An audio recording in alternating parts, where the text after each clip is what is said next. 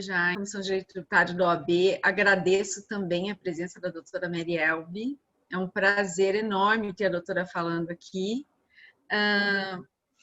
A gente fica muito feliz por ser uma mulher, mas também porque nunca a doutora, pelo histórico que a gente conhece da doutora, que acho que o Brasil todo conhece, é uma mulher que nunca se deixou limitar por ser mulher, por não ser mulher, nem por nada disso. Então, é um prazer enorme ter a doutora aqui.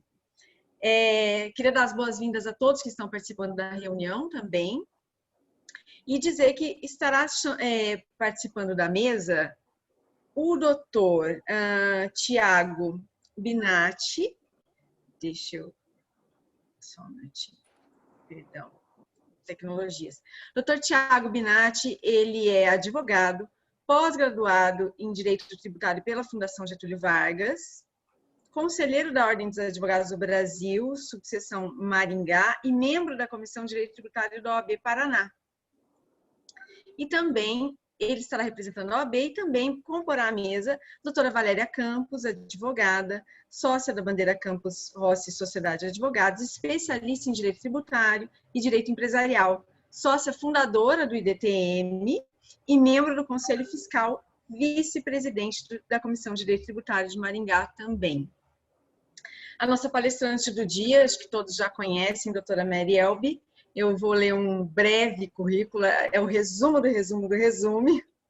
Ela é advogada, pós-doutora, doutora e mestre em Direito Tributário, presidente do Instituto Pernambucano de Estudos Tributários e do Conselho de Notáveis do Instituto de Juristas Brasileiras e membro imortal da Academia Brasileira de Ciências Econômicas, Políticas e Sociais. Eu gostaria só de informar a todos que, em razão da condição hoje de saúde da doutora Mary Elbe, que não acordou se sentindo muito bem e está fazendo um grande esforço para poder participar dessa reunião, nós não abriremos para perguntas ao final, ok? Passo a palavra à doutora Mary Elbe, seja muito bem-vinda. Bom dia a todos, obrigada pelo convite, é um privilégio estar aí com vocês. Eu já conheço Londrina pessoalmente, que já estive lá com o convite da doutora Maria de Fato. Eu não conheço Maringá, mas podem me convidar que eu gostaria de conhecer todo mundo e a cidade também, né? É linda, viu? Vai gostar.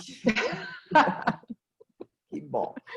Quero agradecer o convite do Dr. Jaime, né, que, como ele mesmo falou, eu acabei uma live e ele entrou pelo meu Instagram e convidou e disse: doutora, já foram os grandes expoentes do Brasil e assim, eu gostaria de convidá-la e, claro, eu aceitei o privilégio de estar aqui com vocês. Quero cumprimentar a doutora Manuela também, né? Minha querida amiga a doutora Maria de Fátima, o doutor Tiago, o doutor Diego, a Valéria, o Joel, que estão aqui aparecendo na minha tela, né? E agradecer o convite dos Institutos de Direito Tributário de Maringá e Londrina e das Comissões de Direito Tributário de Londrina e Maringá.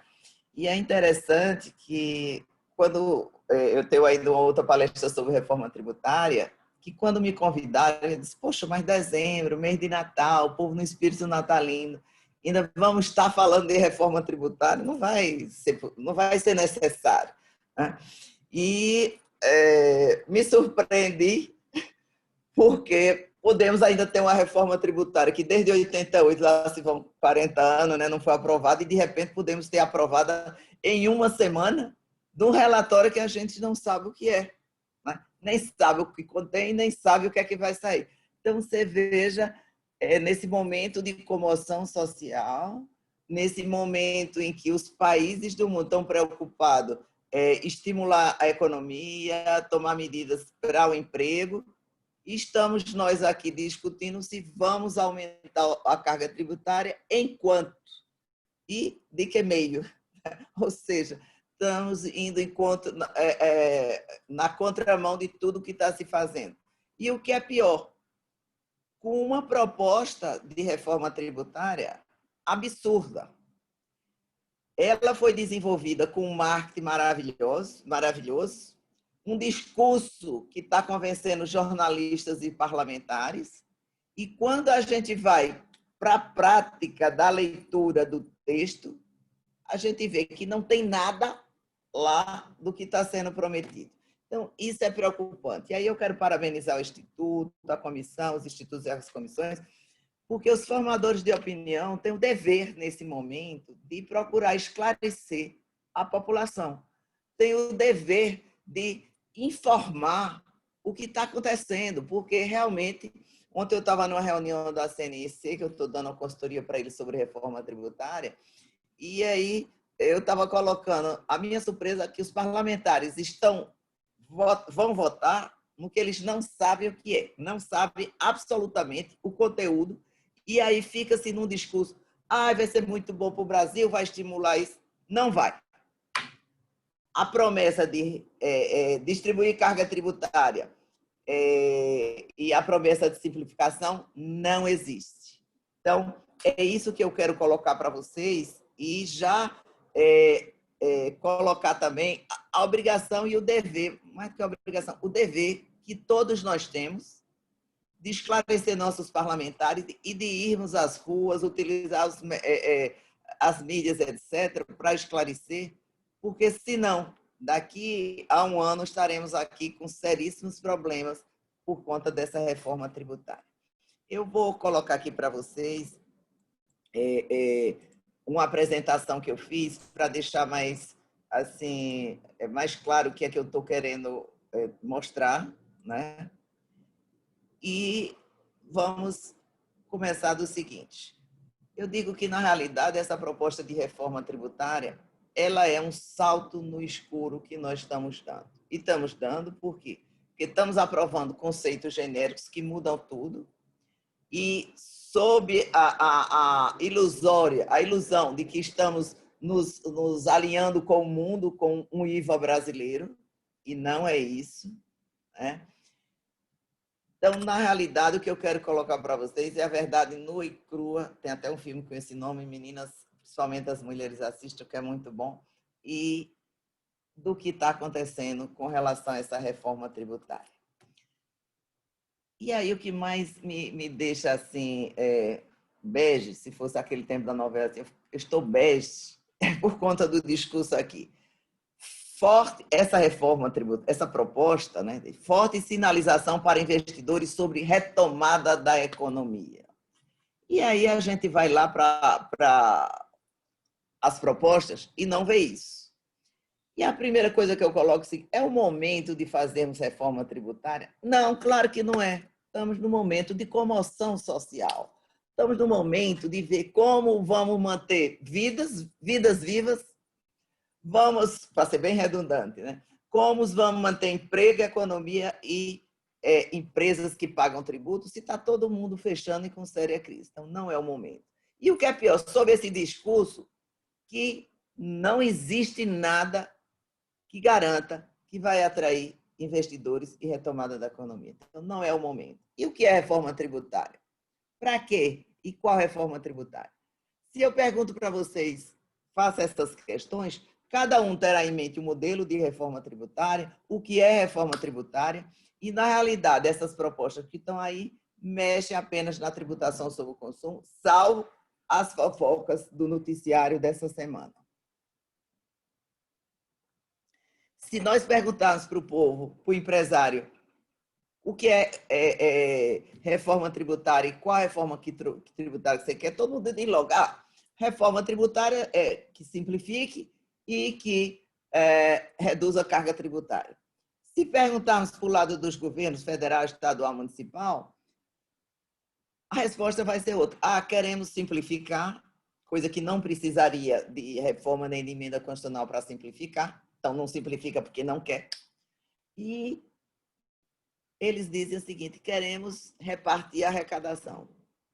Claro, aumentar os gastos, e nesse momento os gastos aumentaram muito mais por conta da pandemia, e era necessário que houvesse o auxílio emergencial, essas coisas todas, mas alguém precisa pagar a conta. E quem vai pagar essa conta? Eu, você e nós que estamos aqui.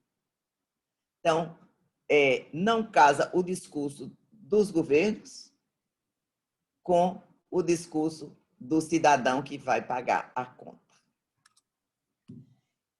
É claro que nosso sistema tributário é um sistema complexo, burocrático, temos excesso de obrigações acessórias, muitas normas desde a Constituição de 88. E aí você vê a grande reforma que tivemos com a Constituição de 88, só depois dela foram criados tributos CPMF, COFINS, CIDES, CIP, CSL, PIS, importação, COFINS, importação, etc. Ou seja, tudo isso foi criado. E agora a promessa é que vamos unificar 5 desses tributos. É uma tributação regressiva, ou seja, tributa mais o consumo e menos a renda, né? E proporcionalmente termina o quê? Quem tem menos renda termina pagando mais tributo, porque todo mundo paga sobre o consumo.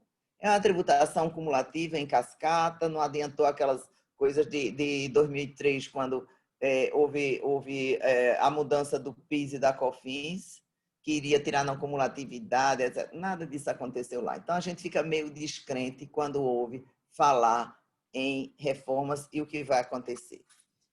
Cálculo do tributo por dentro, ou seja, a gente vê uma alíquota de ICMS de 18%, só que como ele incide sobre ele, termina 23%, 25%, e aí não há transparência. E muita litigiosidade.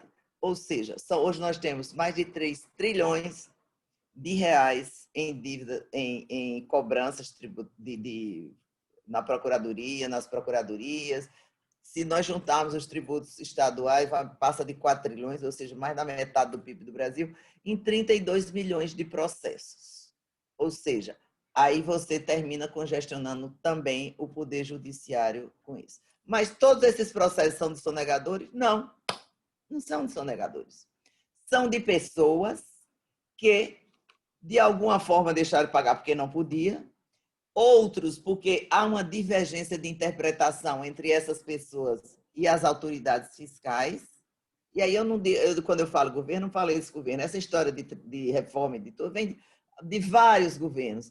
Eu, desde 2000, que eu acompanho reformas tributárias e nada aconteceu.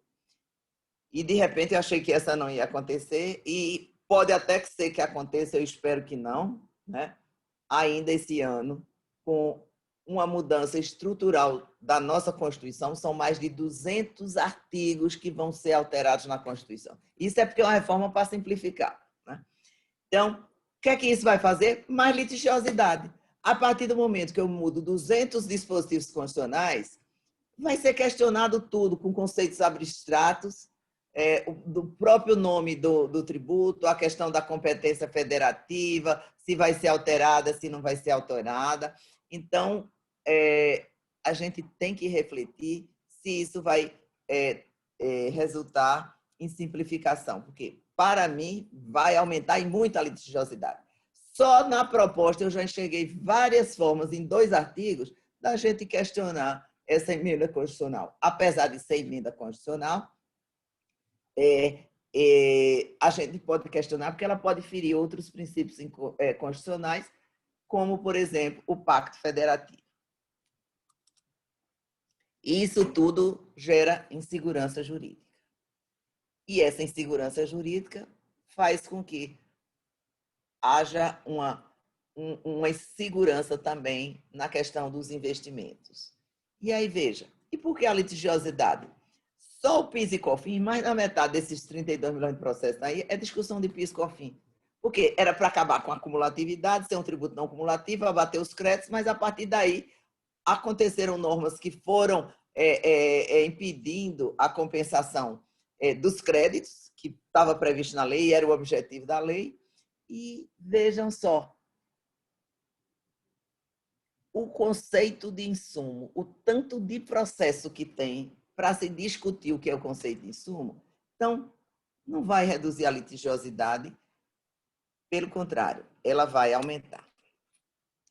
Vamos dar uma analisada aqui na carga tributária sobre bens e serviços. O Brasil e a OCDE. Veja, a tributação fica, em média, na OCDE, 11% sobre bens e serviços. No Brasil, nós temos uma taxa acima, temos 15%. Então, nós temos uma taxa maior.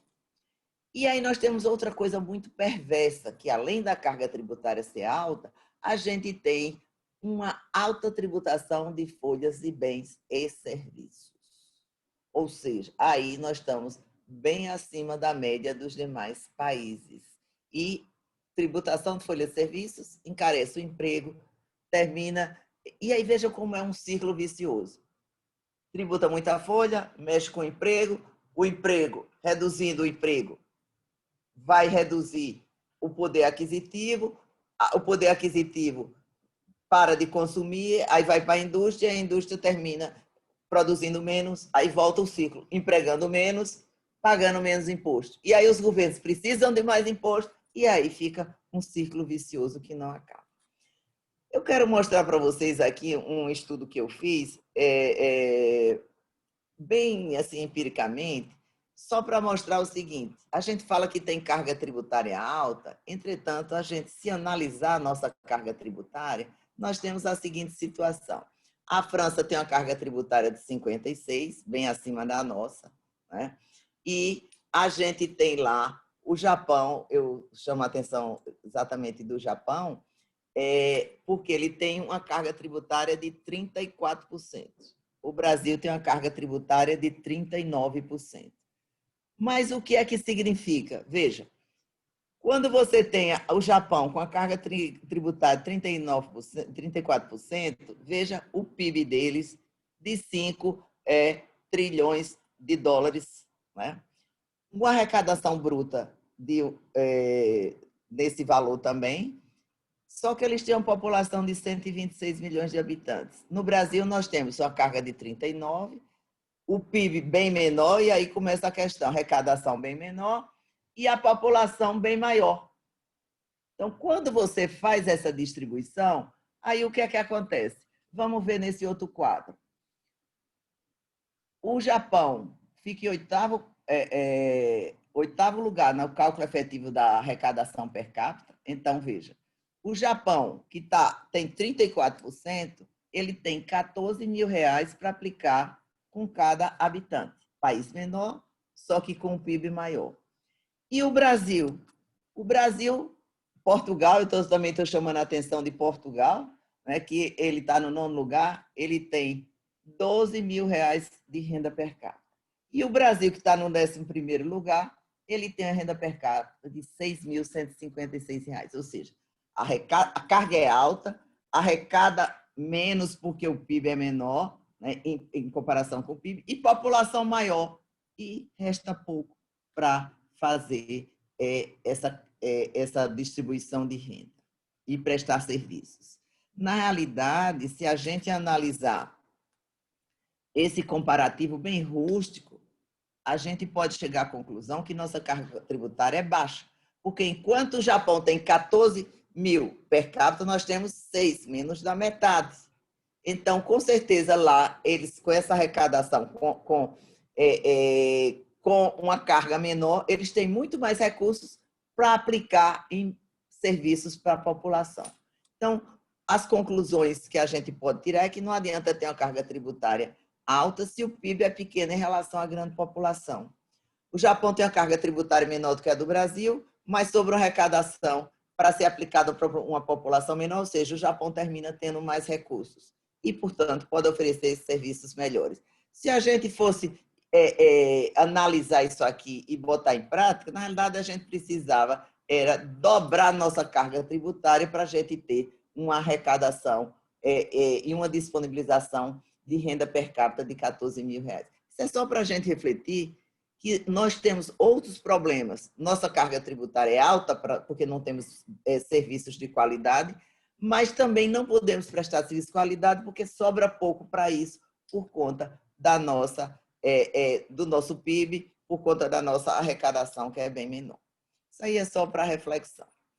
Bom, todo governo que entra diz que nós temos que fazer uma reforma tributária. É um discurso. Inclusive, é outra coisa que eu quero chamar a atenção, nesse momento, de repente começou a sair que vai realmente ser votada ainda esse ano. Por quê?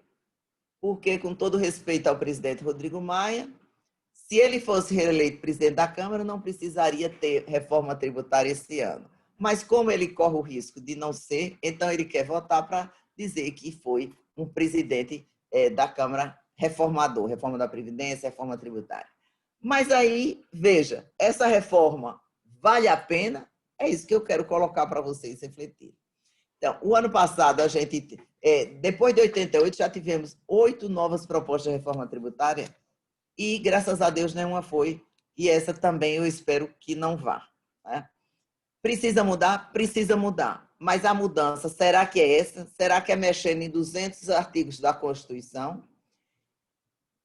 E aí você vê o seguinte, em 2019 apareceram 3 propostas que eu vou colocar, em 2020 apareceram mais 2 propostas e a possibilidade de criar a CPMF. A CPMF é interessante porque um dia cria, outro dia não cria, você tem que saber acordar mais cedo. Hoje é dia de criar a CPMF ou não de criar a CPMF.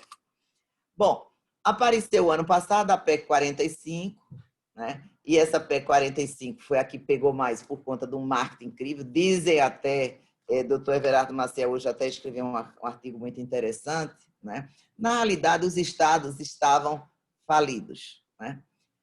Crise econômica, crise de arrecadação, e os municípios passaram a arrecadar mais.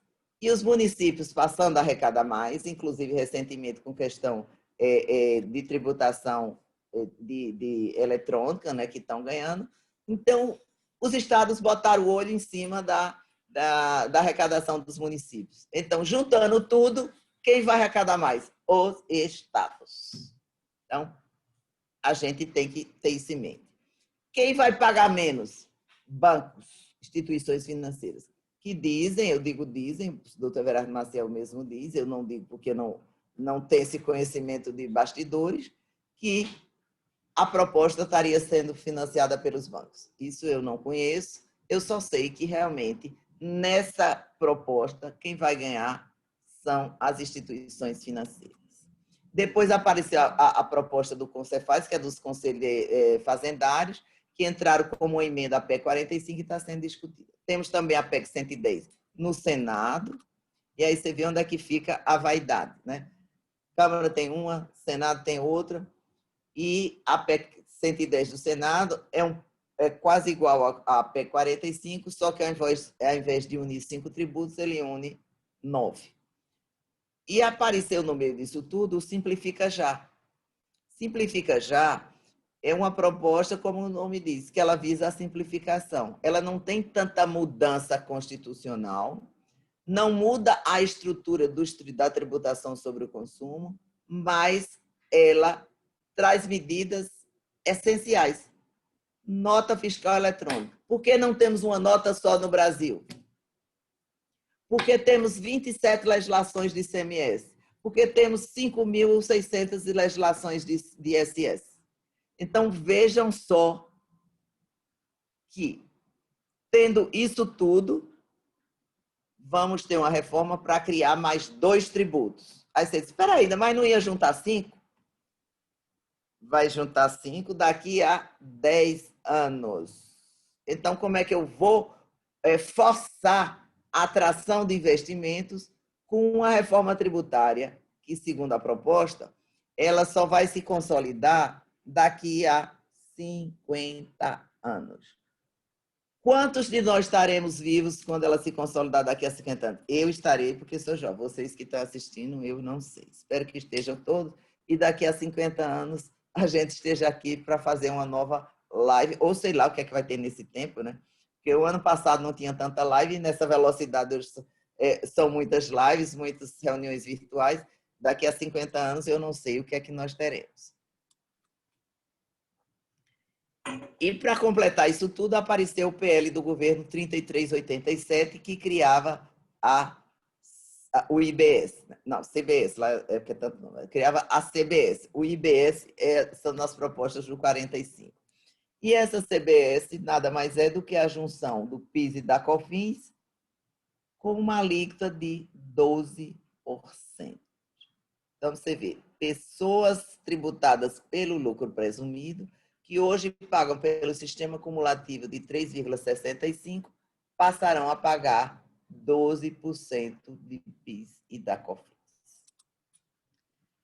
E a PEC 45 tem alguns obstáculos. A discussão, e aí veja a profundidade, a discussão do comitê gestor. Quem vai presidir o comitê gestor? Os estados dizem, eu concordo com tudo, desde que eu fique dirigindo o comitê gestor. Porque o comitê gestor vai ser um legislativo. Porque sai a emenda constitucional, vai ter que sair uma lei complementar regulamentando e depois vai sair a norma do comitê gestor. Ou seja, para que haja essa simplificação, nós vamos ter essa escala de legislações.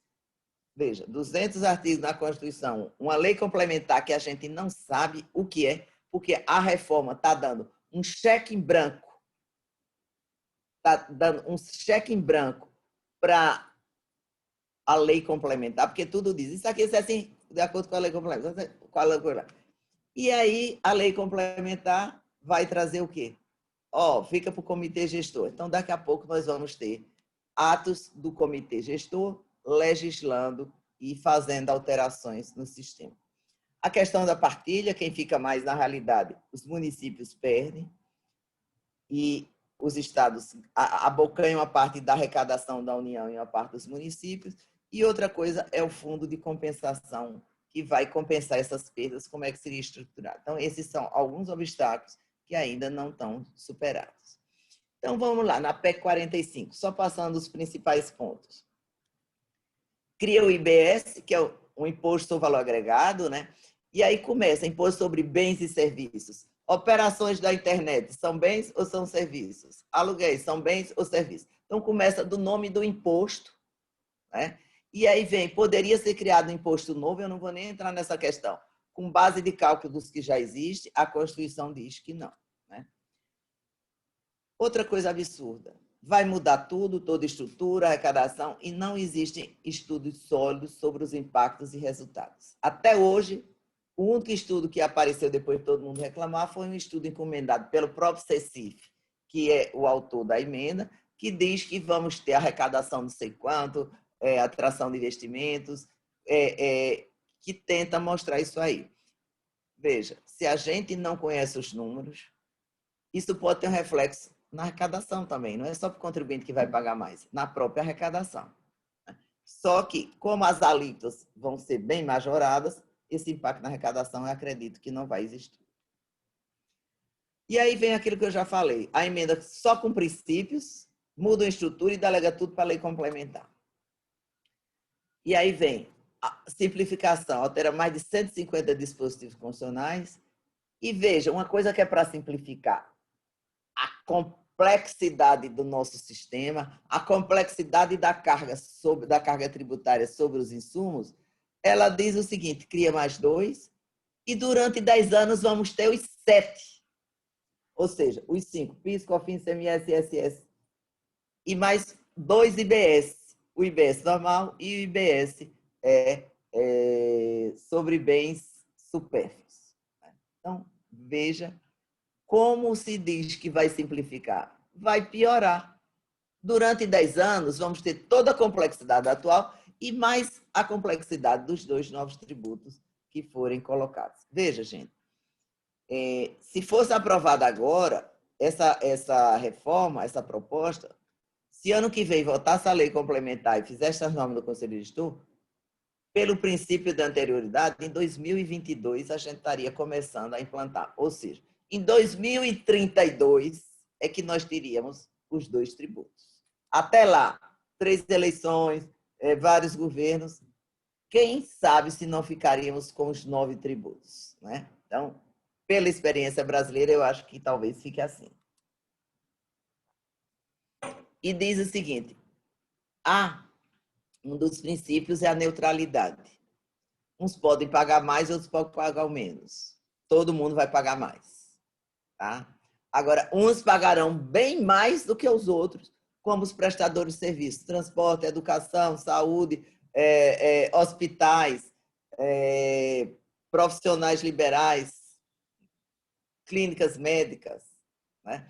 Então, veja, num país que tem problemas com a educação, estamos passando por esse problema de saúde, a sinalização é que haverá um aumento absurdo de 300% a 600% para essas pessoas. Prestadores de serviço, né? Transparência. Consumidor saberá quanto paga. Vai saber porque vai vir na nota fiscal. Mas quanto é que ele vai pagar? Estamos com a reforma tributária que ninguém sabe.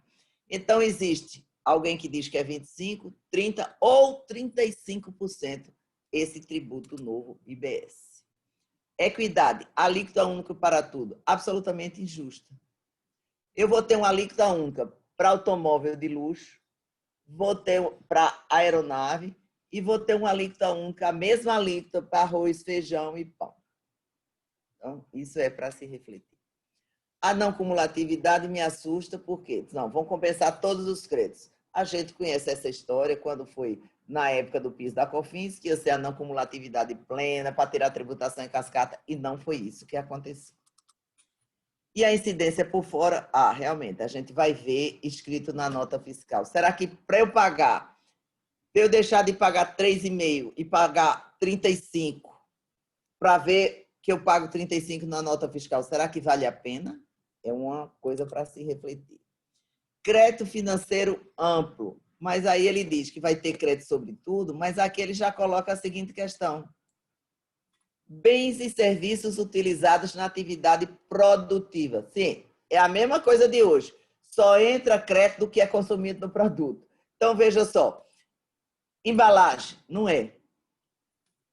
Publicidade para vender, não é. Por quê? Porque não está agregado dentro do produto. O conceito que se tem hoje, PIS e COFINS, é o conceito do IPI. Quando foi criado, era para ser o conceito do imposto sobre a renda. Ou seja, tudo que envolvesse a operação seria compensado o crédito. E aí vem a questão da origem para destino. E aí é outra coisa curiosa. Enquanto vamos ter 10 anos para passar de 5 tributos para 2, vamos ter 20 anos para passar da origem para o destino. E quem tem crédito hoje, só daqui a 50 anos vai terminar de compensar. Então, veja como está afetando a economia. E reduzir litígios, eu já falei muito bem. Ou seja, o que é insumo, o que é o conceito de bem, de serviço, transações digitais. Para os advogados vai ser ótimo, tá, colegas? Vamos ter muitas causas para discutir aí ao longo do tempo. Mas, como cidadã, eu não vejo com bons olhos, porque vão ser mais litígios, mais discussões, e aí ficam discussões intermináveis. Veja, esse ano entrou aquela lei, a discussão sobre o parágrafo 1 do artigo 116, que simplesmente foi dada entrada à DI em 2001, estamos 19 anos depois, é que foi pautado. E sendo pautado, ainda foi dado o pedido de vista. Então, veja como é inseguro essa questão de quando você vai para o judiciário, né? Então, causas que entre hoje, se for nesse ritmo, vão ter mais 20 anos. Veja, só os embargos da questão do ICMS, da base de cálculo do PIS, ele já é uma boa amostra do que pode acontecer. Então, a PEC 45 vai ser regulamentada pela lei complementar, a gestão unificada do comitê gestor, aqui é outra coisa absurda, extingue incentivos fiscais para evitar distorções e corrigir competitividade. Isso é lindo na Europa, mas aqui no Brasil nós temos vários Brasis. Quem vai instalar uma empresa no Amazonas, no Acre, sem um incentivo fiscal? Sem algo que lhe garanta uma competitividade por gerar empregos lá no norte ou lá no sul? Porque, por exemplo, nós temos Santa Catarina aí com vários benefícios fiscais. Espírito Santo, São Paulo, né? Então, isso tem que ser olhado com cuidado. Então, para casar, não casar grandes impactos, vai ser uma transição longa, isso que eu já falei. 10 anos para restar 2 IBS, né? E aí vai, paulatinamente, vai um ano, a cada ano aumenta 1% do IBS e vai retirando do PIS e da COFINS. E durante 8 anos vão alterando as alíquotas e calibrando. 20 anos para reposição das perdas, 50 para trocar a origem por destino. A cesta básica não tem incentivo. Então, a mesma alíquota do carro de luxo, do caviar, vai ser a mesma alíquota do pão, do arroz e do feijão. Aí, não, para compensar os mais pobres, vamos criar Bolsa Tributo. Veja, gente, o nome não é esse não, mas como tudo é Bolsa Tributo. Para devolver aos mais pobres, IBS paga. Então, veja só, a pessoa compra, paga o IBS, informa o CPF e aí, posteriormente, vai ter de volta aquilo que pagou. Qual é o conceito de pobre, né? Agora mesmo, na questão do auxílio emergencial, quanta gente que não era para receber e recebeu. Então, isso também fica para a nossa reflexão. E aí vem uma coisa absurda, gente. O Simples Nacional, e aí eu falo com conhecimento de causa, porque na reforma de 2003, eu trabalhei dando consultoria para o SEBRAE e a gente conseguiu aprovar aquele artigo que possibilitou, no artigo 145 da Constituição, que possibilitou depois ser gerada a Lei Geral da Micro e Pequena Empresa. Isso não foi até eu que disse. Vamos fazer uma Lei Geral da Micro e Pequena Empresa. Hoje, são 92% das empresas e que geram 95% dos empregos. Então, você afetar a micro e pequena empresa, gosta ou não gosta, você vai afetar 95% dos empregos do Brasil. E vai afetar a concorrência. Por quê? Eu estava num debate com o pessoal do Cecife e eu disse, espera aí, gente, o Simples gera emprego, o Simples é o maior número de empresas, e vocês querem acabar? Disse, não, nós não vamos acabar. Não, realmente não tem nenhum artigo lá dizendo que vai acabar. Mas ele diz simplesmente que o IBS, a empresa que comprar do Simples, não terá direito a crédito. Pronto. Quem vai permanecer no sistema se não dá crédito? Porque se não dá crédito, ninguém vai querer comprar o produto. A questão da concorrência. Eu tenho uma empresa que não é do Simples, que me dá crédito, e uma do Simples que não me dá crédito, eu vou preferir comprar a que me dá crédito para eu reduzir o meu tributo. Né? E aí vem aquela coisa. Empresa não paga tributo, quem paga tributo é o povo, somos nós os consumidores. Tá? Então, é importante. Aumentando o tributo, ele é repassado por preço, a empresa não aguenta mais segurar isso aí dentro do lucro dela. Temos atividades que a lucratividade está abaixo de 1%, pela própria característica da atividade. Então, ele vai repassar no preço. E aí vamos ter, sim, um aumento de tributo. E a Zona Franca de Manaus extingue.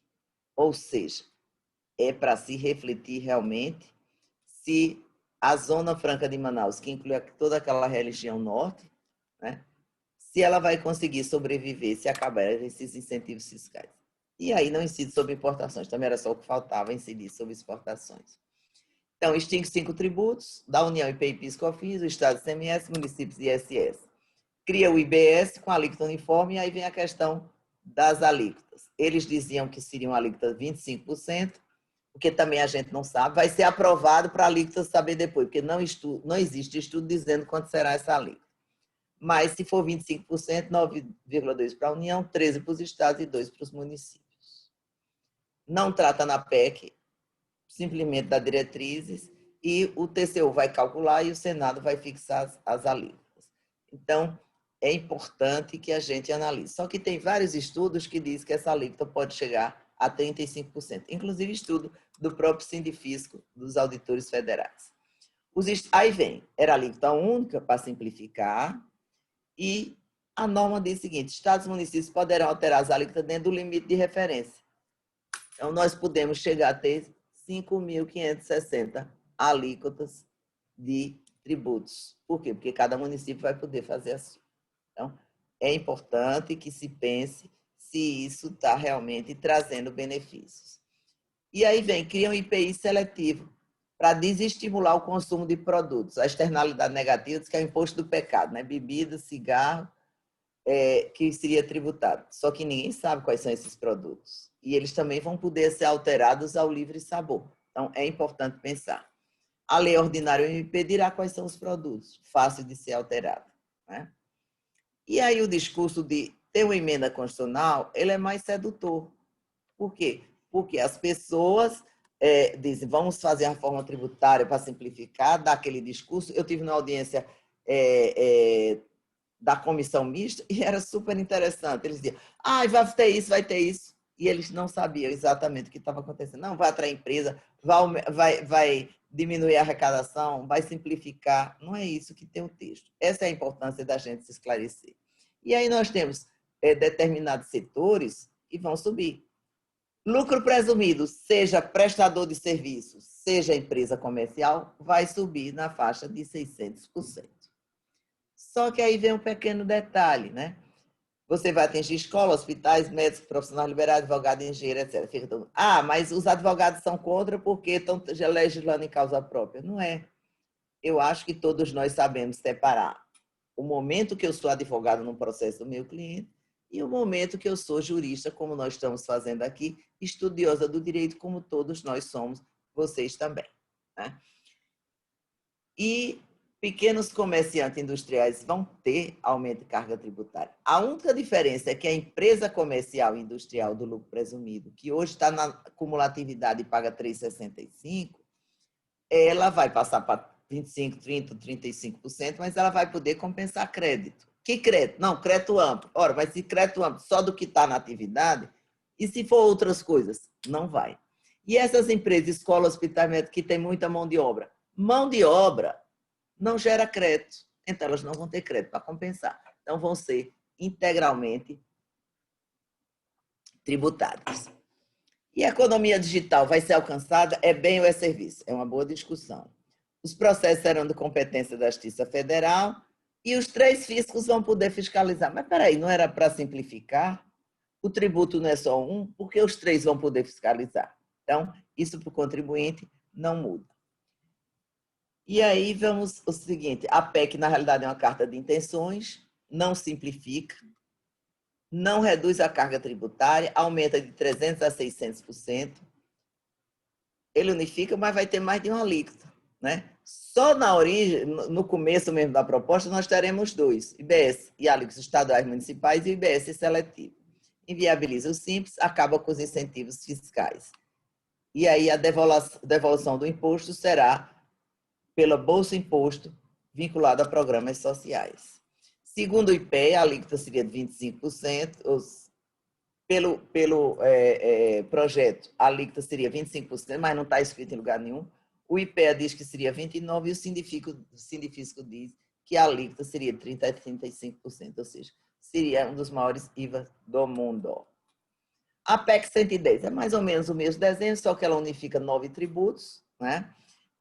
Unifica também IRPJ e CSL, um período menor de transição, extingue benefícios fiscais também, o imposto seletivo com incidência monofásica e mantém a Zona Franca de Manaus e o Simples, mas não diz como será o crédito, né? E será constitucional, ou seja, na base, todas sofrem a mesma questão da constitucionalidade do impacto no Pacto Federativo. Economia digital também já falei. E aí vem o governo com a CBS. Quando todos pagam menos. A primeira etapa seria unificar PIS e COFINS, e já foi encaminhado o PL 3887, com urgência, que terminou sem urgência e está lá parado. E aí teríamos hoje um PIS e COFINS, a alíquota de 3,65 passa para 12, ou de quem está na não cumulatividade passaria de 9,25 para 12, ou seja, haverá um aumento realmente representativo de carga tributária. A segunda etapa, teríamos um IPI seletivo, que já era para ter sido mandado e não foi, ou seja, já está totalmente aí fora de time do que foi anunciado. A terceira etapa, teríamos aumento da faixa de isenção do IRPF, da Imposto sobre a Renda, nova alíquota do IRPF nos mais ricos, mais 35%, redução da alíquota do PJ e tributar lucros e dividendos. A quarta etapa teria uma desoneração da folha, que discute, e ela não pode vir sozinha, porque o que é que vai acontecer com essa arrecadação? Então, isso é a se pensar. Se você desonerar a folha, de onde é que virá o dinheiro para substituir? Por quê? Porque no Brasil, a gente, quando fala em reforma tributária, a gente não pensa primeiro em reformar o Estado, fazer uma reforma administrativa, para que possa equacionar os gastos, esses gastos serem de maior qualidade, porque a população paga muito e recebe serviço de baixa qualidade. E aí, veja a seguinte questão. Desonerar a folha, os prestadores de serviços, que têm muita mão de obra, vão pagar alíquota maior, sob a promessa de que em algum momento vai haver desoneração da folha. Então, eles vão ter um brutal aumento de carga tributária, numa promessa que ninguém sabe se realiza, de desonerar folhas, né?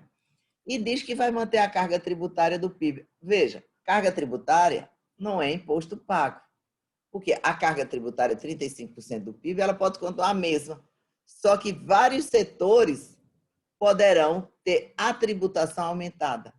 E 35% é em relação ao PIB. O PIB é o que o país produz, nada a ver com o imposto que as pessoas pagam. Então, as pessoas não pagam 35% no total de impostos. Isso aqui é medido em relação à produção. Tá?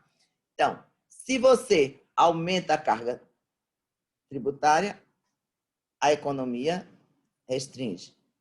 E aí você teria um PIB menor com a mesma tributação. Pelo contrário, você vai ter um PIB maior, ou uma carga tributária maior. Então, isso aí é para se refletir. E a promessa de redução de incentivos fiscais a 2% do PIB. Hoje está na faixa de 4%. E aí vem uma coisa seríssima.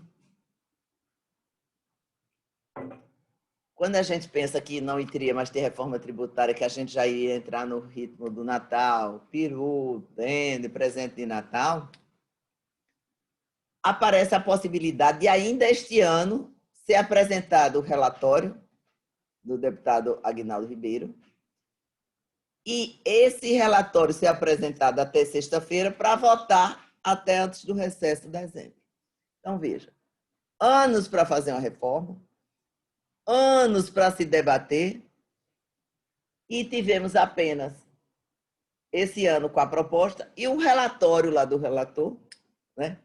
Vamos conhecer na sexta para votar em 3 ou 4 dias. Isso se for esse ano, que eu espero que não seja. Tá? Eu espero que baixe a luz de prudência, de bom senso, para que não haja essa aprovação esse ano. Né?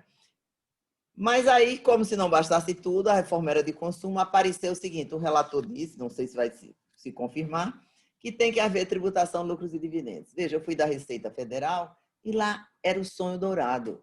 Temos que tributar lucros e dividendos porque o empresário paga menos do que o assalariado. Como? A empresa paga 34%. E aí foi um mecanismo de que, não, tributa na empresa e ele pode distribuir lucros.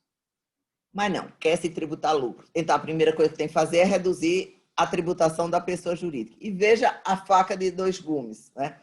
Ora, se reduzir a tributação da pessoa jurídica, qual a garantia que nós teremos de que o lucro vai ser distribuído e a pessoa física vai pagar imposto sobre esse lucro?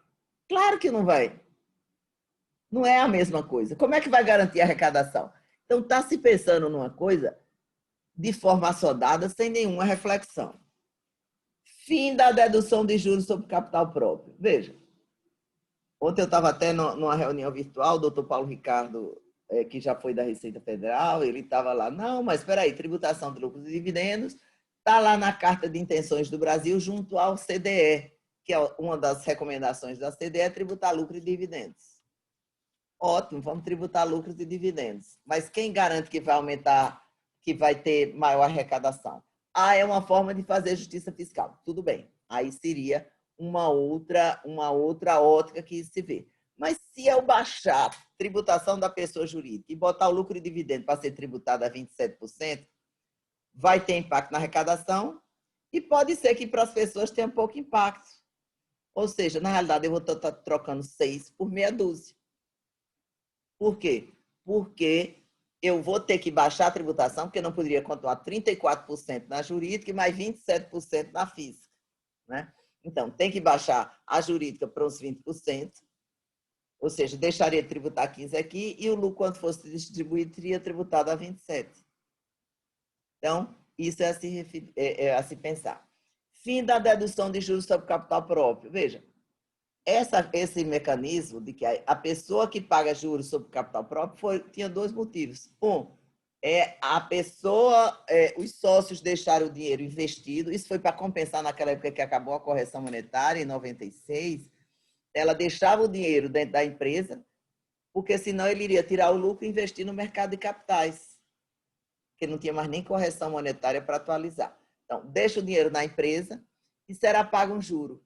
Esse juro vai ser deduzido como despesa de quem paga e vai ser tributado a 15% na distribuição. Esse juro já paga tributo.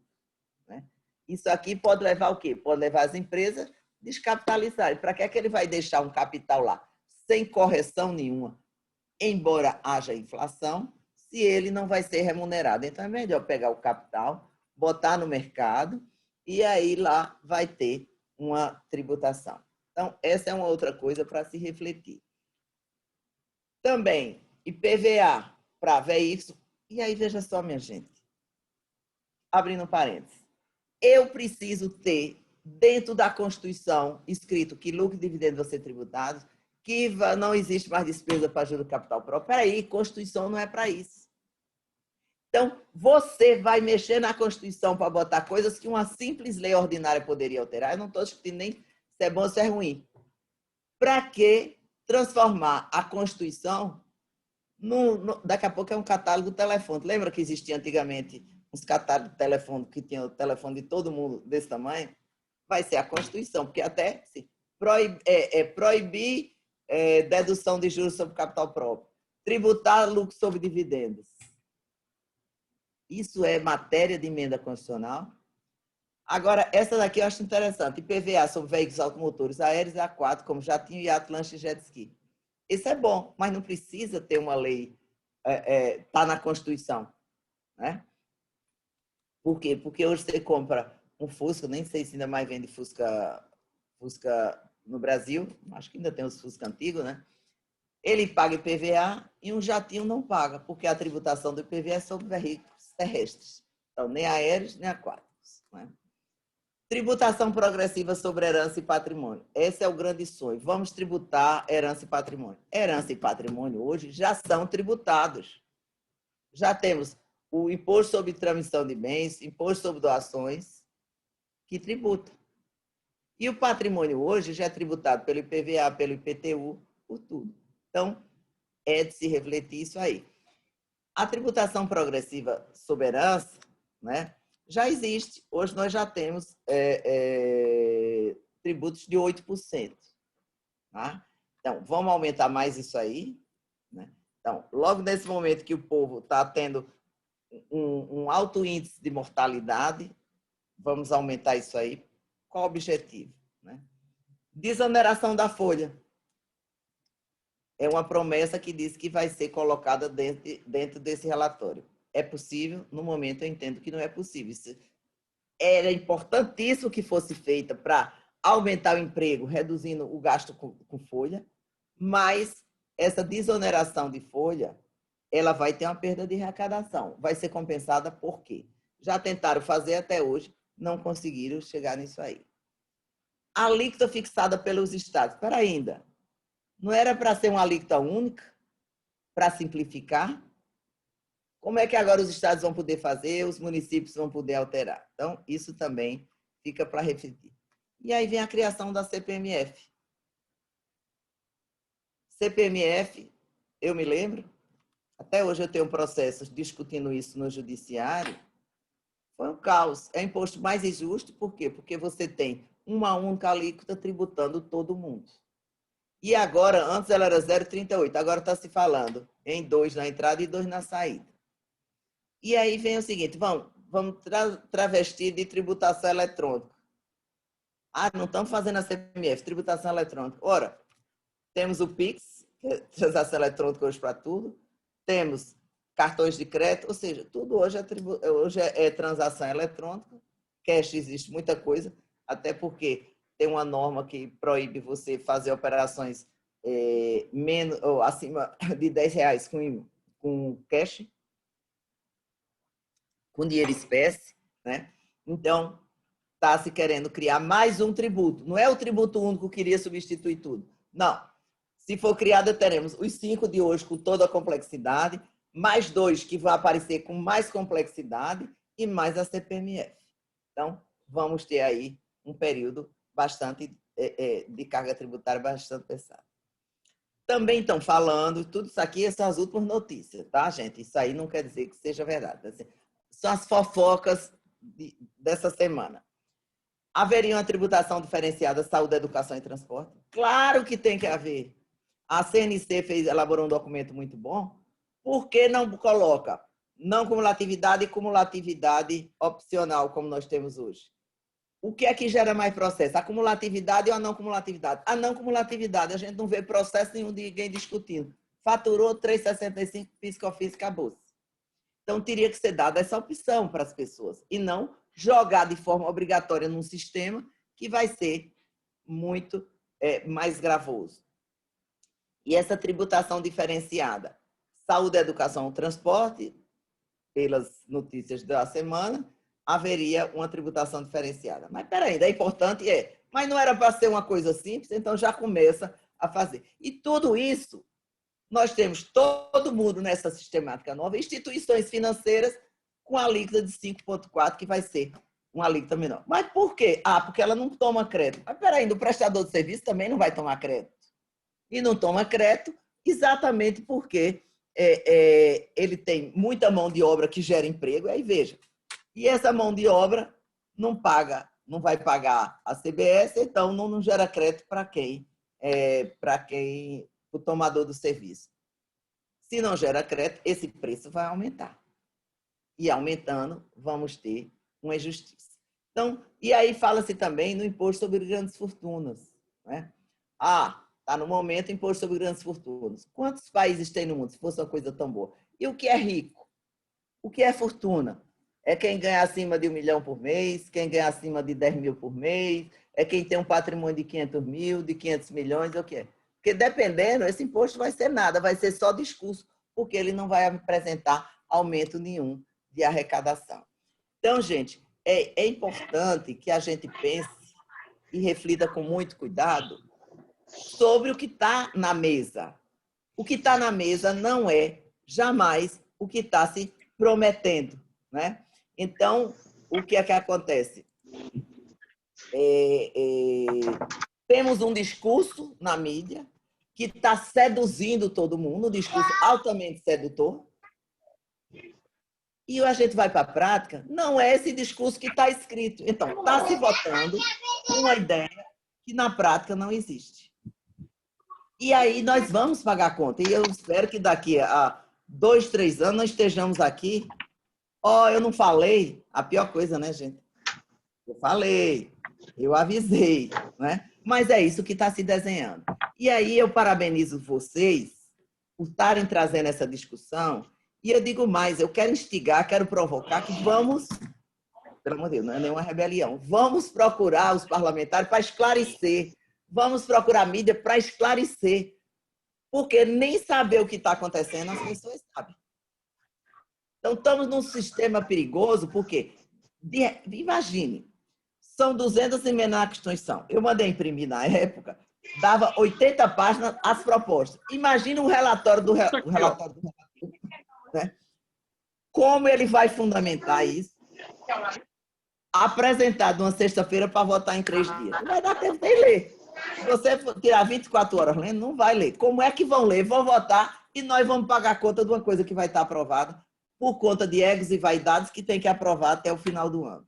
Ora, se nós já ficamos até hoje sem essa reforma, podemos ficar mais 1 mês, 2 meses. E aí eu volto a reiterar, não é essa a proposta de reforma. Ela não reforma para ficar melhor. Ela não reforma para simplificar. Ela não reforma para reduzir carga tributária. Então, para que eu quero essa reforma?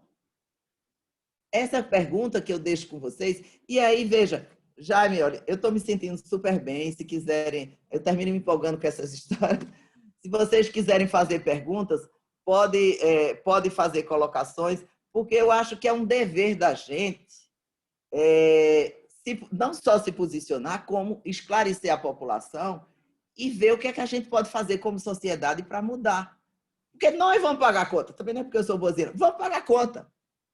E aí vamos pagar a conta, mas sabendo de quê, por quê e por que a gente não recebe nada em troca. Vocês viram que a proposta de reforma administrativa que apareceu foi pífia, né? Foi pífia.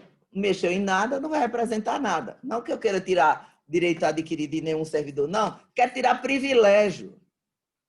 Se você analisa o Congresso de outros países, eles não têm metade das benesses e das coisas que o nosso tem. Outro dia, uns 2, 3 anos, eu vi uma alta autoridade, fiquei com inveja, porque chuva é uma coisa que não gosto muito dos meus cabelos. Aí estava lá, mas se chove comigo no meio da rua, eu tenho que abrir minha sombrinha e ir lá, né? Aí tinha uma alta autoridade, né? Com duas pessoas do lado, um segurando o guarda-chuva, confesso que eu fiquei com inveja, eu detesto segurar guarda-chuva, e o outro segurando a bolsa, o que seria ótimo também, porque nós, meninas, sabemos que a bolsa da gente pesa, né? Porque tem de tudo lá dentro. Então, teríamos resolvido dois problemas. Isso, uma alta autoridade com essas coisas. Enquanto você vê lá na Finlândia, lá onde passou todo dia, o primeiro-ministro indo de bicicleta trabalhar. Não que eu quero tirar o carro de ninguém, mas vamos refletir se é esse país que eu quero, se eu quero pagar por isso. Porque se eu quiser pagar por isso, ótimo, está tudo resolvido. Primeiramente, precisamos de uma reforma do Estado, saber qual é o Estado que eu quero ir fazendo o quê e quanto ele custa. Quando eu descobrir quanto ele custa, aí eu preciso receber. Aqui não. Aqui se aumenta tudo, vamos arrecadar, para cobrir o déficit que não cobre. E aí, veja só, ano que vem, esse déficit vai ser muito maior por conta do que foi feito e que precisava ser feito. Como pagar essa conta? Vai ser com essa reforma, vai ser saindo do prestador de serviço.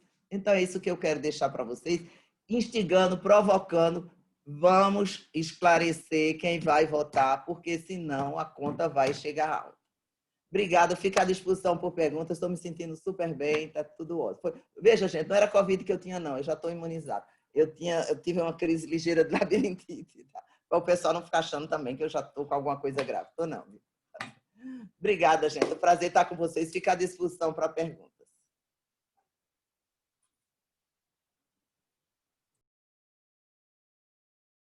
Jaime, está desligado o seu microfone.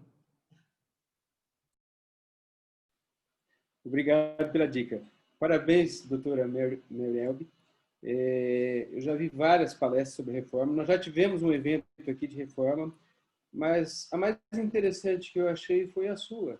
Por isso que eu tomei a liberdade de fazer o convite, a abordagem muito boa, bons feedbacks que eu recebi do Binati, para que ele faça algumas considerações a respeito também da reforma e também sobre a sua fala. Doutor Tiago, a palavra é sua. Bom dia a todos. Queria primeiramente agradecer o convite feito pelo meu grande amigo Jaime, presidente do DTM, e cumprimentar todos os amigos aqui presentes, professora Maria de Fátima, Valéria, Rita, Diego, Joel, entre todos os outros aí que estão aí, que é um grande prazer. Infelizmente não podemos estar junto presencialmente, mas estamos virtualmente, né?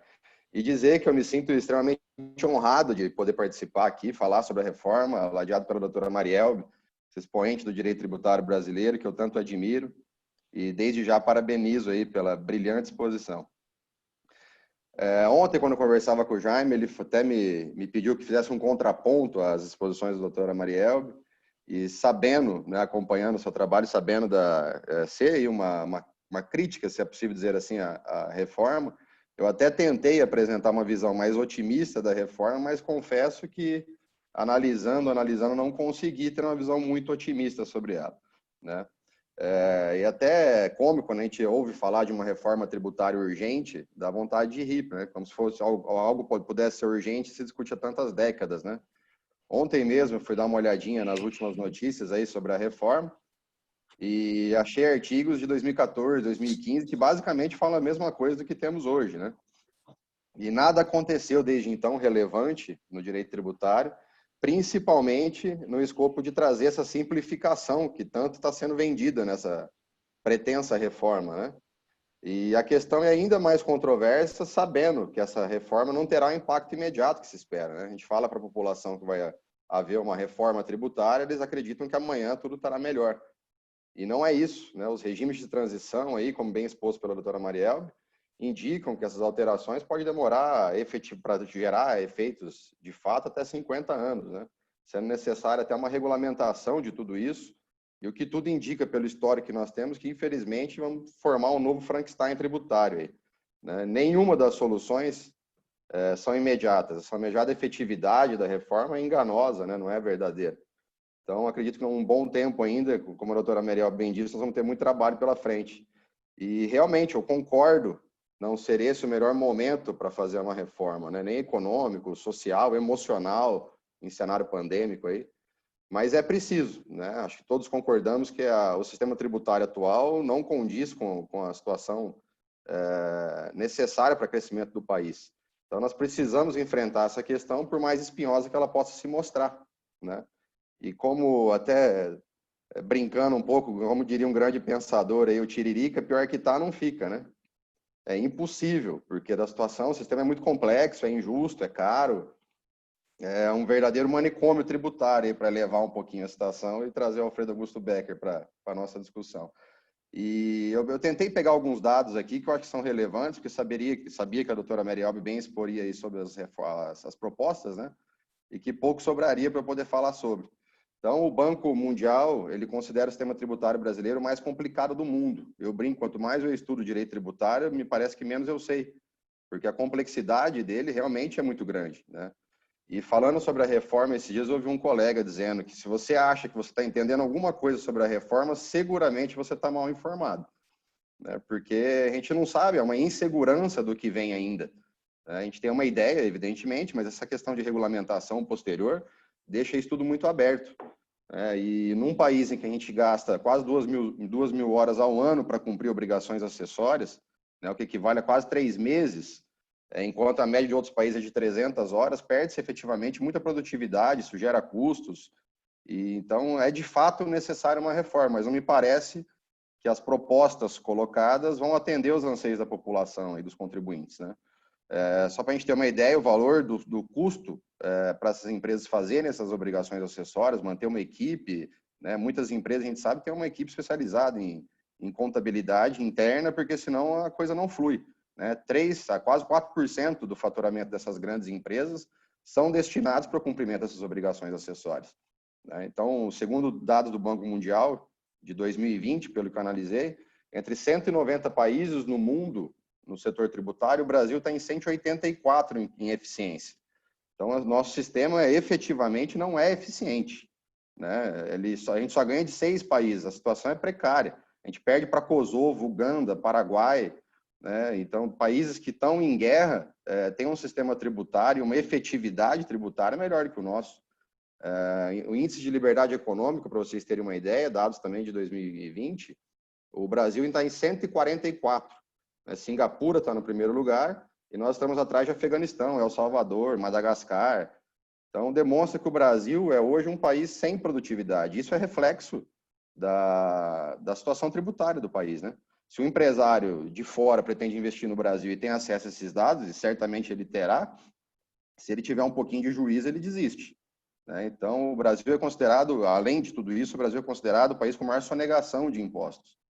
E isso gera efeitos perversos até para a concorrência, as questões empresariais. Uma empresa que tenta seguir aí um regramento tributário enfrenta uma concorrência que não segue, não faz a mesma coisa.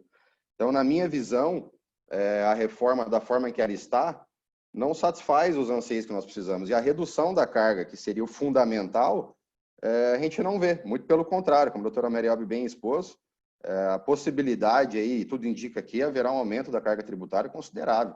O Estado não pode atribuir ao contribuinte o custo da sua incompetência. Então, acho que não basta fazermos uma reforma, né, sem redução de carga tributária. De fato, teria que haver uma simplificação, o que eu, particularmente, não consigo vislumbrar nessas propostas apresentadas, que seria, de fato, eficiente para impulsionar a economia, incentivar a criação de empregos, etc. Então, uma reforma que aumenta a carga tributária em alguns setores, como se mostra as propostas feitas, não é interessante e não terá o apoio da população. Só que o marketing envolvido em volta disso é muito grande, né? Então, nós vamos pagar menos imposto para comprar um bacalhau e um carro importado, mas vamos pagar mais para ter educação e saúde. Então, não há uma lógica nesse sistema, né? E é evidente que, na minha visão, deu um pico de energia aqui, não sei se vai cair aí. Vocês estão me ouvindo bem? E também tem uma visão de que deveríamos ter uma reforma mais complexa no sentido de englobar outras áreas, né? Uma reforma previdenciária, uma reforma administrativa. Então, se nós tivéssemos uma alta carga tributária como na França, como a doutora Maria bem expôs, mas com um bom emprego desses recursos arrecadados, eu acho que a situação seria um pouco diferente. Nós não teríamos essa judicialização tão grande no setor tributário. Então, talvez até uma reforma única, conexa, né? Uma reforma administrativa, previdenciária, tributária, Nós passamos recentemente por uma reforma trabalhista aí, e que está gerando reflexo até agora. Acho que seria o mais ideal, né? Nós não temos uma fórmula perfeita, mas acredito que a solução está por vir. Em 2017, para vocês terem uma ideia, os Estados Unidos passou por uma reforma tributária com redução significativa de carga tributária. Então, é isso que falta para o Brasil, na minha visão. Não apenas uma unificação de impostos que não vai reduzir a carga, mas uma efetiva simplificação com redução da carga tributária. Acho que até pelo adiantado da hora, era isso que eu tinha para considerar. E, mais uma vez, parabenizo a doutora Mariel pela brilhante exposição aí e agradeço por poder participar. Um abraço. Obrigado, doutor Tiago, pelas suas considerações. Vou passar rapidamente a palavra para a doutora Valéria, para que ela faça algumas considerações.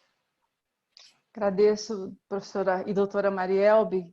Que delícia ouvi-la, né? A senhora faz um quadro assim muito para leigo ouvir. Isso é muito importante de um jurista falar. Ele tem que falar para todos, e não só para um grupo de pessoas. Então, já pela sua fala, eu já parabenizo. O que eu quero falar é uma reflexão. Enquanto a senhora falava, várias coisas me vinham à cabeça. Nós estamos passando por uma grave crise sanitária mundial que gerou uma grande crise de emprego, crise psicológica, crise familiar. Mês passado, andando pela Paulista, a senhora muito bem vê isso, a senhora vê o reflexo dessa crise da pandemia está gerando. E eu não estou vendo uma luz no fim do túnel nisso tudo daí. E o que me vem à cabeça é que o Congresso Nacional, muito embora tenha as comissões mistas, elas não estão ouvindo estudiosos, elas estão tapando os olhos e os ouvidos, e tudo que está sendo falado, todas as indignações estão sendo irrelevantes. E isso é o que me inquieta muito, tanto é que eu falei que eu estou com 5 tipos de medo, depois da sua fala. E eu estou prevendo, embora eu não seja Uri Geller, não sei se tem gente que é desse tempo aqui, tá, Diego? Eu estou prevendo mais sonegação, mais informalidade, menos investimento e muita sonegação no setor de serviço. Então, eu estou vendo isso tudo como um tiro no pé. Vai ter a reforma da reforma, como o Diego falou, e ela não vai emplacar. E vai ser muito nociva, muito prejudicial, e eu só vejo um aumento do desemprego, como a gente tem visto por aí. Eu não sei se é isso que a senhora vê também. Muito obrigada, um grande beijo. Obrigado, Valéria. Vou passar a palavra para a doutora Maria de Fátima, rapidamente, também, para fazer umas considerações. Não estava previsto de eu falar aqui, mas apenas eu gostaria de cumprimentar a minha grande amiga pela didática, pela clareza de informação e pela força de vontade de estar aqui com tudo isso. Mas me preocupa o outro lado também, eu acho que tudo foi colocado aqui pelo Tiago, pela Valéria, é a questão do desenvolvimento do país como um todo, quando se fala em extinguir ou não ter os incentivos fiscais ou benefícios fiscais, como a gente tem hoje, não com esse exagero todo, mas que ele tenha propostas para poder desenvolver vários Brasis aqui dentro, não é? Se nós tirarmos o incentivo fiscal, nós vamos tolir aí o desenvolvimento de muitas regiões, como foi mencionado. Então, esse aspecto eu acho muito importante, porque nós teremos que ter tratamento diferenciado, como prevê a Constituição hoje. É cuidar dos excessos, dos privilégios odiosos, né, que nós temos, mas que a gente tenha também que ver um outro lado que me chama a atenção e me preocupa, é esse comitê gestor, que vai ter superpoderes, que nós vamos ter um CONFAS que a gente não quer. Que a gente não quer mais esse CONFAS com esse modelo de unanimidade de decisão antigo, na vigência da Constituição anterior. E hoje nós vamos ter talvez um comitê tal qual este, ou pior do que esse, dependendo do que a gente vê pela frente. Então, são esses destaques que eu gostaria de fazer, que me chamaram a atenção, além de outros, mas que nessa manhã que a gente pôde refletir. Muito obrigada e um grande abraço, Mariel. Pessoal, vamos terminar a reunião, até devido ao adiantar da hora, e o estado da doutora Mariel também, que não mediu esforços para estar aqui conosco. Esperamos vê-la aqui em Maringá, presencial. Até vi se a Rita estava aí, parece que ela não está. A Rita foi a presidente que me antecedeu. E sempre quando nós organizamos os congressos, nós discutimos muito com a doutora Maria de Fátima, a Rita, que é a ex-presidente, a doutora Valéria, o doutor Joel, que é o vice-presidente, está ali, o doutor Joel, vice-presidente do IDTM. E como a Manuela falou, nós tivemos a oportunidade de ouvir grandes pensadores do direito tributário nesse momento difícil de pandemia. Nós temos uma relação de vários, a doutora estava nessa relação, uma relação confeccionada aí nós temos um QG de organização dos eventos, pela doutora Maria de Fátima, pelo Elvio, que é o presidente da Comissão de Direito Tributário de Londrina, que não está hoje presente, né? E foi, como a Valéria também disse, é muito gostoso vê-la falar. É uma linguagem simples e que não fala somente para jurista. Isso é muito importante. E aborda todos os aspectos, tem uma visão muito ampla, né, de mundo, do país, né, do momento que nós estamos atravessando. E então não tem outra coisa a dizer senão agradecê-la, parabenizar pela brilhante exposição e agradecer pelo esforço de estar aqui. E esperamos aí que no próximo evento, aí a cada 2 anos nós fazemos um presencial, que a doutora possa seja a nossa convidada para vir para Maringá, para, num outro momento, fazer uma palestra tão boa quanto essa. Talvez, não sabemos qual vai ser o assunto de repercussão no momento, né? Não sabemos nem se o ano que vem teremos a oportunidade de fazer evento presencial. Pelo que nós sabemos, nós estamos meio assim ajustados com Londrina, que Londrina faria esse próximo ano e nós faríamos no outro. E aí meio em conjunto, mas aí um evento seria em Londrina e o outro seria aqui em Maringá. Maringá, doutora Mel, é a terceira cidade do estado. É Curitiba, Londrina, depois Maringá. Então, assim, para finalizar, nosso muitíssimo obrigado, parabéns pela sua fala. O país precisa de pessoas como a senhora, que discute ideias, que traga propostas inovadoras, boas propostas. E eu também entendo, como o Thiago disse ali, que antes da reforma tributária, nós deveríamos pensar numa reforma administrativa. Tem como fazer reforma tributária? De onde vai sair o dinheiro para pagar a conta? Tem que primeiro ajustar as contas para depois fazer a reforma tributária. Tem que ter isso muito bem, bem claro, essa situação. Bom, devido ao adiantar da hora, eu vou mais uma vez parabenizar a doutora o esforço que fez, mediu esforço para estar aqui. Mesmo ela, a princípio, ela tentou ligar para algumas pessoas aí para substituí-la, mas felizmente para nós, doutora, a senhora não conseguiu, porque foi muito bom ouvi-la. Eu lamentava pelo seu estado de saúde, mas muito bom ouvi-la. Então, eu vou agradecer aí os participantes, doutora Maria de Fátima, que é nossa amiga, nossa parceira, doutor Tiago também pela participação, doutora Valéria, doutor Joel, que é o vice-presidente que está ali, e todas as pessoas que participaram. A doutora Manuela precisou sair um pouco antes, que foi a pessoa que nos secretariou. O doutor Diego, estou vendo ali, é o tesoureiro do IDTM, ele testou positivo, está recluso, mas não sei se ele continua, mas esteve presente na reunião. Então, eu parabenizar a todos, dizer que esse ano nós não vamos conseguir fazer uma reunião presencial de encerramento, uma festiva de encerramento, e dizer que o ano que vem promete bastante, nós vamos fazer inúmeros eventos, esperamos fazer alguns presenciais e tenhamos a oportunidade de ouvir grandes pessoas como a doutora Mary Elby. A todos, uma excelente tarde, Jaime, um bom resto de ano, Jaime, né? Que o Natal seja... Oi? Tá ruim? Não, eu só queria antes de você terminar e desejar o bom Natal para a gente, né?